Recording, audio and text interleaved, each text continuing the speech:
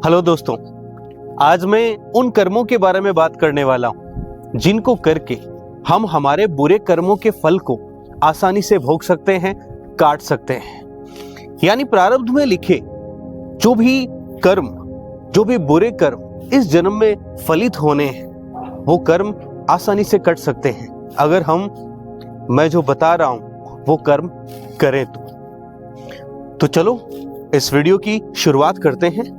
अगर आपको ये जानना है कि वो कौन से कर्म हैं जिनकी वजह से हम बुरे कर्मों के प्रभाव को कम कर सकते हैं या काट सकते हैं, तो इस वीडियो में एंड तक रहिएगा, बाकी आपकी चॉइस। इस वीडियो की शुरुआत मैं 2 एग्जाम्पल से करूंगा जिससे हमें ये पता चले कि बुरे कर्म का फल के कम होने का या उसके कम प्रभावित होने का, कम प्रभावित करने का मतलब क्या है। यानी ऐसा क्या होगा जिससे वो कर्म आसानी से कट जाएगा। तो इनको इस 2 एग्जाम्पल से समझेंगे। एक एग्जाम्पल काल्पनिक है, एक एग्जाम्पल वास्तविक है। तो पहले हम काल्पनिक एग्जाम्पल लेते हैं।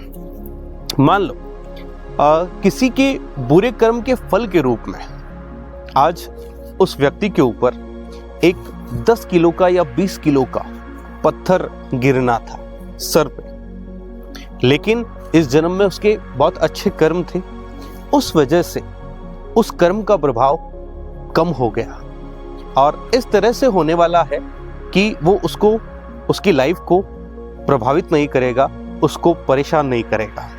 अब ये कैसे होगा क्या कि आज ये व्यक्ति अपनी बाइक लेके कहीं जा रहा होगा, सर पे इसके बढ़िया क्वालिटी वाला हेलमेट होगा, ये कहीं थोड़ी देर के लिए किसी मकान के नीचे बाइक को स्टॉप करेगा, वहां पर रुकेगा, वहां पे ये किसी का वेट कर रहा होगा। उसी वक्त उस मकान की छत के ऊपर एक बच्चा किसी 100-200 ग्राम के पत्थर से खेल रहा होगा और उसी वक्त उस बच्चे के हाथ से वो पत्थर छूटेगा और आकर इस व्यक्ति के ऊपर गिरेगा जो कि अच्छी क्वालिटी वाला हेलमेट पहने हुए है। अब वो पत्थर आके इसके सर पे गिरेगा तो कर्म का फल यहाँ पे पूरा हो जाता है, लेकिन ये कर्म का फल इस व्यक्ति का कुछ नहीं बिगाड़ पाएगा। क्यों? क्योंकि उसने हेलमेट पहना हुआ है। यानी जब हम अच्छे कर्म करते हैं तो हमारे बुरे कर्मों का फल तो हमें मिलता है, लेकिन उसका प्रभाव बहुत कम हो जाता है, वो आसानी से कट जाते हैं क्योंकि हमारे अच्छे कर्मों के प्रभाव ऐसा कर देते हैं, ऐसा करने में सक्षम होते हैं। वो 10 किलो या 20 किलो का पत्थर गिरने की बजाय इस पर छोटा सा पत्थर गिरता है और उसके लिए भी ये पहले से तैयार हो जाता है। अपने आप वो अच्छे कर्म उस बुरे कर्म के प्रभाव को कम करने के लिए हमें तैयार कर देते हैं। वैसी परिस्थिति आने से पहले हमें उस फल को भोगने के लिए तैयार कर देते हैं। इस तरह से तैयार करते हैं जिससे उस कर्म के फल का प्रभाव हम पर कम से कम पड़े, उसका नुकसान हमें कम से कम भोगना पड़े या बिल्कुल ना के बराबर भोगना पड़े। तो ये तो हुआ पहला एग्जाम्पल।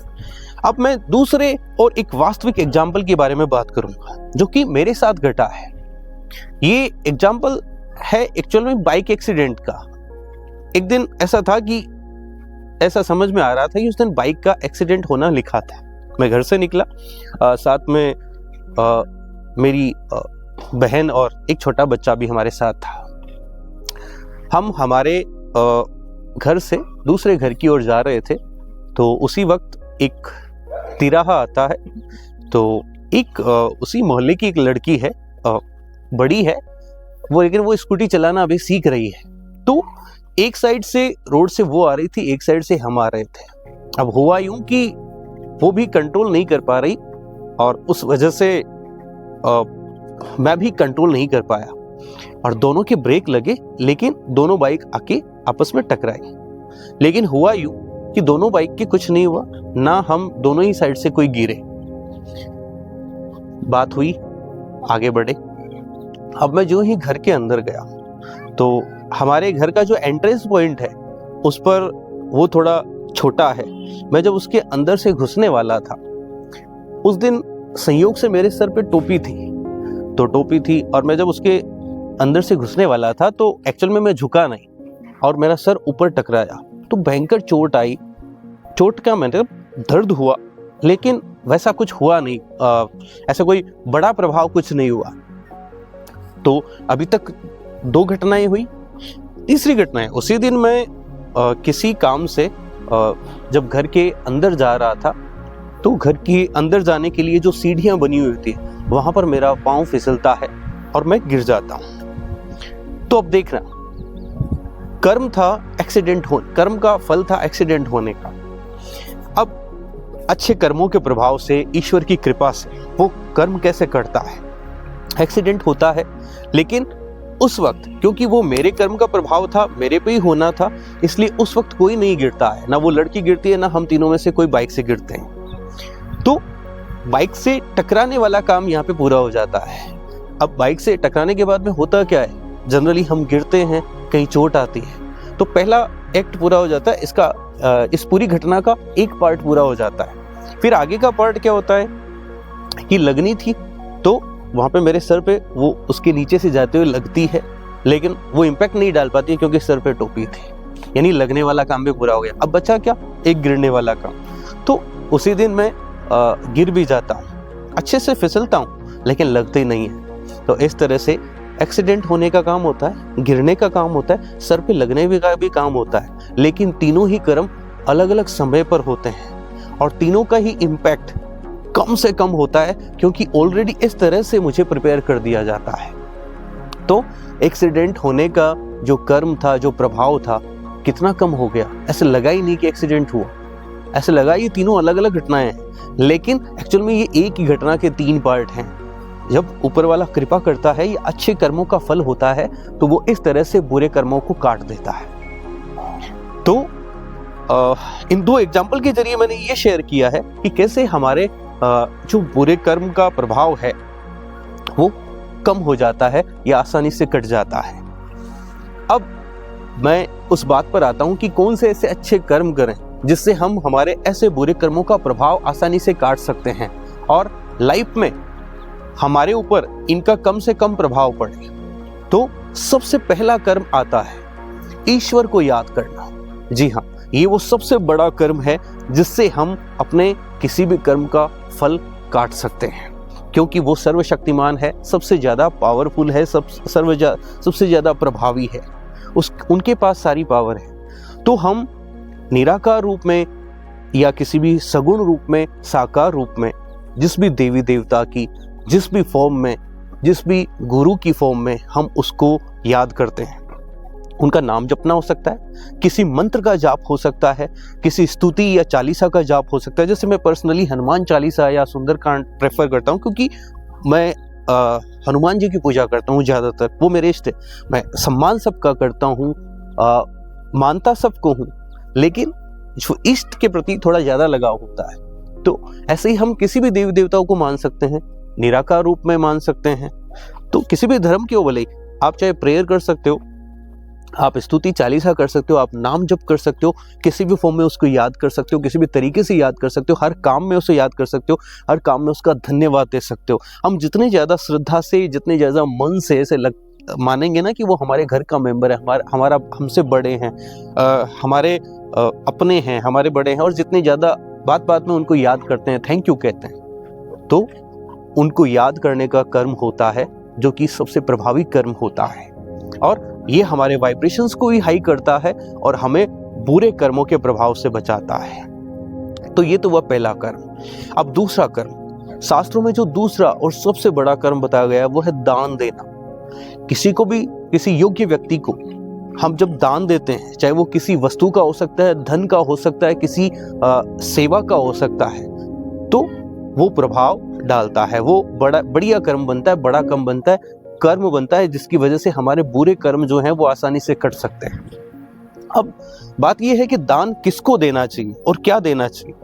दान देने में एक सावधानी रखने की जरूरत है कि अगर दान जो है वो सही व्यक्ति को दे, सुपात्र को दे।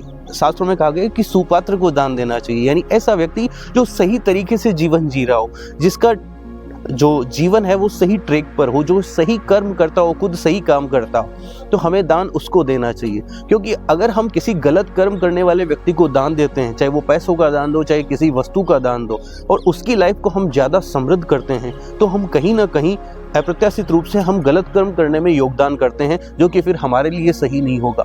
इसलिए दान भी हमेशा सही व्यक्ति को देना चाहिए।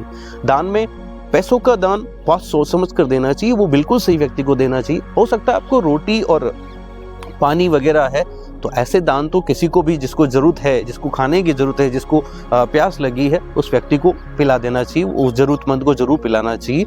उस वक्त हम पात्र नहीं देखते, उस वक्त हम ये देखते हैं कि भूखा है, उसको देना चाहिए। या कपड़ों का दान है, जैसे कोई सर्दी में ठिठुर रहा है तो उसको कपड़ों का दान, कोई रोगी है तो उसको उस वक्त मेडिसिन की जरूरत होती है।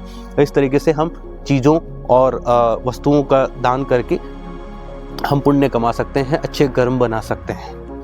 और भी एक तरीका है दान देने का, कोई ज़रूरी नहीं हम पैसे या वस्तु का ही दान करें, हम हमारे अच्छे विचारों का और अच्छे भावों का भी दान कर सकते हैं। किसी के प्रति हम अच्छी सोच रखते हैं, उसके लिए दुआएं करते हैं कि भगवान इसका भला करे, इसको स्वस्थ रखे, इसको जीवन में उन्नति दे, तो हम हमारे भावों का दान कर रहे हैं, हम हमारे विचारों का दान कर रहे हैं। तो दान तो कर रहे हैं, वो भी इम्पैक्ट लाता है, वो भी अच्छा कर्म है। हम चाहते हैं तो अपनी वाणी से किसी का अच्छा कर सकते हैं, किसी को मोटिवेट कर सकते हैं, किसी की प्रशंसा कर सकते हैं, किसी काम की सच्ची प्रशंसा करके हम उसको अच्छा फील करवा सकते हैं, तो वो भी हमारा दान है, वो हमने शब्दों का दान किया। तो किसी भी तरीके से हम दान करके अच्छे कर्म कर सकते हैं और उसके प्रभाव से हम अपने बुरे कर्म के फलों के प्रभाव को कम कर सकते हैं। तो अब बात करते हैं तीसरे कर्म की। तीसरा कर्म भी ऐसा कर्म है जिसके जरिए हम पुण्य संचित कर सकते हैं और खूब पुण्य संचित कर सकते हैं। ये भी सबसे बड़ा कर्म बताया गया है। ये कर्म क्या है? सेवा करना। पहले स्कूलों पे भी बाहर लिखा होता था, ज्ञानार्थ प्रवेश सेवार्थ प्रस्थान, come to learn go to serve. यानी सेवायाम परमो धर्म है, आपने सुना होगा, ये सेवा ही परम धर्म है। तो सेवा करके, सेवा किसकी सेवा करें? तो हम सेवा किसी भी कर सकते हैं। जैसे हमारे जो डायरेक्ट रिलेटिव है, माता पिता है, भाई है, बहन है, बच्चे हैं, पत्नी है, नाना नानी है, मामा मामी है, मौसा मौसी है, या जो भी हमारे रिलेटिव है, जहाँ भी हमें मौका मिले सबकी सेवा करनी चाहिए। वो हमारी ड्यूटीज है। हम जितनी ज़्यादा ईमानदारी से, जितनी ज़्यादा हम अपनों को फील गुड करवाते हैं, अच्छा करते हैं उनके लिए, तो वो सेवा में काउंट होता है, उसका अच्छा फल मिलता है। किसी ऐसे साधु सन्यासी की, किसी सिद्ध महापुरुष ज्ञानी व्यक्ति की हम सेवा कर सकते हैं और पुण्य कमा सकते हैं। जो शास्त्रों का ज्ञानी हो, जो अच्छे कर्म करता हो, जो सन्यासी हो, विरक्त हो, तो ऐसे व्यक्ति की सेवा करके जितनी ज़्यादा हम सेवा कर सकते हैं करें। हमें किसी धार्मिक स्थान में कहीं सेवा का मौका मिल जाए, किसी सामाजिक कार्य में सेवा का मौका मिल जाए, किसी आस पड़ोस, किसी जानकार, किसी व्यक्ति को ऐसे है कि जहाँ पे उसकी सेवा की जरूरत है, केयर की जरूरत है, तो उसकी अगर हम सेवा कर दें तो वहाँ से हमें पुण्य मिल सकते हैं। तो सेवा भी बहुत बड़ा कर्म है। जहाँ मौका मिले वहाँ हमें सेवा करनी चाहिए और पुण्य कमाने चाहिए। तो इस तरीके से ईश्वर का नाम जप करना, उसे याद करना, दान करना और सेवा करना, ये 3 बड़े पुण्य कर्म हैं। इनके जरिए हम हमारे बुरे कर्मों के फल को, उनके प्रभाव को कम कर सकते हैं, काट सकते हैं और अपनी जिंदगी को खुशनुमा बना सकते हैं। तो कर्मों की इस गणित को याद रखना। अगर आपको ये वीडियो पसंद आया हो तो वीडियो को लाइक कीजिएगा, शेयर कीजिएगा, और चैनल को अभी तक सब्सक्राइब नहीं किया है तो प्लीज़ चैनल को सब्सक्राइब करना, ताकि ऐसा और कंटेंट मैं आप तक पहुंचाता रहूं। Thank you.